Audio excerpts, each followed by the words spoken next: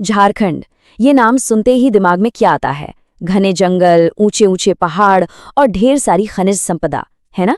पर इन सब के पीछे ना एक बहुत बड़ी आध्यात्मिक विरासत भी छिपी हुई है जिसकी बात बहुत कम होती है। तो आज हम झारखंड के मंदिरों की इसी अनदेखी दुनिया की सैर करेंगे। तो सवाल ये उठता है कि क्या झारखंड की पहचान बस इन्हीं खदानों और जंगलों तक ही है? देखा जाए तो ज्यादातर लोग तो यही मानते हैं, लेकिन यकीन मानिए ये आधा सच भी नहीं है। तो चलिए इस आम सोच से थोड़ा आगे निकलते हैं और उस आध्यात्मिक खजाने की खोज करते हैं जो इस जमीन के आप कह सकते हैं कोने कोने में बिखरा है और ना जाने कितनी सदियों से लोगों की आस्था का एक बहुत बड़ा केंद्र रहा है। तो शुरुआत करते हैं उन दो सबसे शक्तिशाली मंदिरों से जो सिर्फ झारखंड ही नहीं बल्कि पूरे देश के लिए आस्था के बहुत बड़े बहुत ही बड़े केंद्र हैं। सही मायनों में ये दो मंदिर ही इस राज्य की आध्यात्मिक पहचान बनाते हैं। तो देखिए, एक तरफ है देवघर का वैद्यनाथ धाम, ये भगवान शिव के 12 ज्योतिर्लिंगों में से एक है। और फिर दूसरी तरफ है रामगढ़ का छिन्नमस्तिका मंदिर जो 51 शक्तिपीठों में से एक है। मतलब एक तरफ शांति और मनोकामना पूरी करने वाला धाम, तो दूसरी तरफ शक्ति का उग्र और तांत्रिक स्वरूप। बिल्कुल दो अलग चेहरे। चलिए इनको थोड़ा और करीब से समझते हैं। वैद्यनाथ धाम को मनोकामना लिंग के नाम से भी जाना जाता है और ऐसा मानते हैं कि यहाँ जो भी भक्त आता है ना, उसकी हर इच्छा पूरी होती है।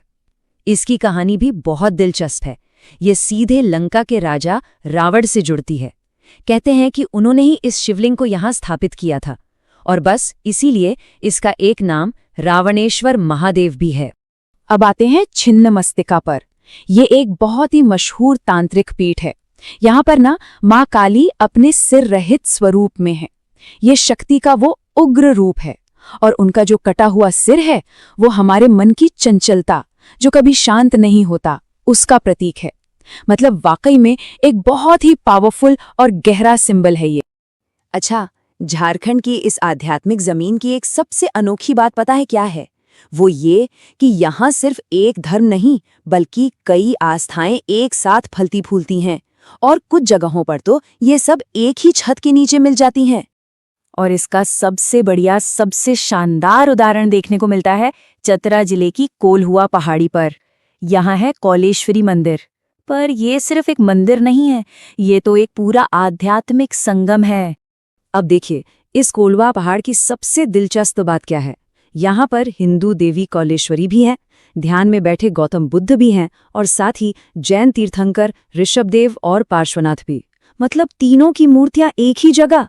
ये सिर्फ आप कह लीजिए धार्मिक सहनशीलता का उदाहरण नहीं है, बल्कि ये इस जमीन के उस गहरे कल्चर का सबूत है जहाँ अलग अलग सोच और विचारधाराओं ने हमेशा एक दूसरे का सम्मान किया है। झारखंड के कई मंदिर ना वो सिर्फ पूजा करने की जगह नहीं है, वो तो हमारे बड़े बड़े महाकाव्यों और पौराणिक कथाओं के समझिए कि जीते जागते चैप्टर हैं। यहाँ का हर पत्थर जैसे कोई कहानी सुनाता है।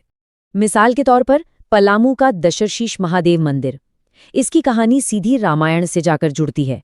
कहते हैं कि जब रावण कैलाश से शिवलिंग लेकर लंका जा रहा था तो रास्ते में उसने शिवलिंग को यहाँ जमीन पर रख दिया। बस फिर क्या था, शिव के वरदान की वजह से वो उसे दोबारा उठा ही नहीं पाया। और ऐसा ही एक और किस्सा है गुमला के अंजन ग्राम का।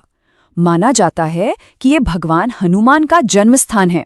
यहाँ उनकी माँ अंजनी की एक पत्थर की मूर्ति है और एक बहुत ही खास चीज है यहाँ, वो है चक्रधारी शिवलिंग। इसके ऊपर पत्थर का एक चक्र रखा हुआ है। सच कहूं तो ऐसा शिवलिंग शायद ही कहीं और देखने को मिलेगा। कुछ कहानियां सिर्फ पौराणिक कथाओं तक ही सीमित नहीं हैं, बल्कि वो समाज में आए बदलावों को भी दिखाती हैं। जैसे रंकिणी देवी की कहानी देखिए, पहले ये मूर्ति महुलिया पहाड़ी पर थी और वहां नरबलि की प्रथा चलती थी। तो इस भयानक प्रथा को रोकने के लिए क्या किया गया? मूर्ति को वहां से हटाकर एक थाना परिसर में स्थापित कर दिया गया। सोचिए, आस्था और समाज सुधार का इससे बड़ा उदाहरण क्या हो सकता है? अब झारखंड का ये जो पूरा आध्यात्मिक नक्शा है, इसको बनाने में, इसको एक आकार देने में यहाँ के राजघरानों का और खासकर नागवंशी राजवंश का बहुत ही बड़ा हाथ रहा है। मतलब सैकड़ों सालों तक इन नागवंशी राजाओं ने एक के बाद एक इतने शानदार मंदिर बनवाए जो आज भी उनकी कला और उनकी गहरी आस्था की कहानी सुनाते हैं। देखिए, ये सिलसिला 908 ईस्वी में राजा गजघंट राय के महामाया मंदिर से शुरू होता है और 1710 में राजा रामशाह के कपिलनाथ मंदिर तक चलता है। मतलब सदियों तक इन राजाओं की छाप हर जगह दिखती है। और रांची का जो मशहूर जगन्नाथ मंदिर है ना, जिसे बिल्कुल पुरी के जगन्नाथ मंदिर जैसा बनाया गया है, वो भी इन्हीं नागवंशी राजाओं की ही देन है। तो अभी तक तो हमने कुछ बड़े और खास मंदिरों की बात की, पर सच तो ये है कि झारखंड के हर जिले में, हर कोने में अनगिनत मंदिर है और हर एक मंदिर की अपनी एक अलग कहानी, अपनी एक अलग पहचान है। जरा सोचिए गढ़वा के वंशीधर मंदिर के बारे में, जहां भगवान कृष्ण की अष्टधातु यानी 8 धातुओं से बनी एक कमाल की मूर्ति है। या फिर रांची के पास बुंडू का सूर्य मंदिर। कभी कल्पना करके देखिए, पूरे मंदिर को ही सूर्यदेव के 7 घोड़ों वाले रथ की शक्ल दी गई है। ये आर्किटेक्चर का एक जीता जागता नमूना है। फिर दुमका में वासुकीनाथ धाम है।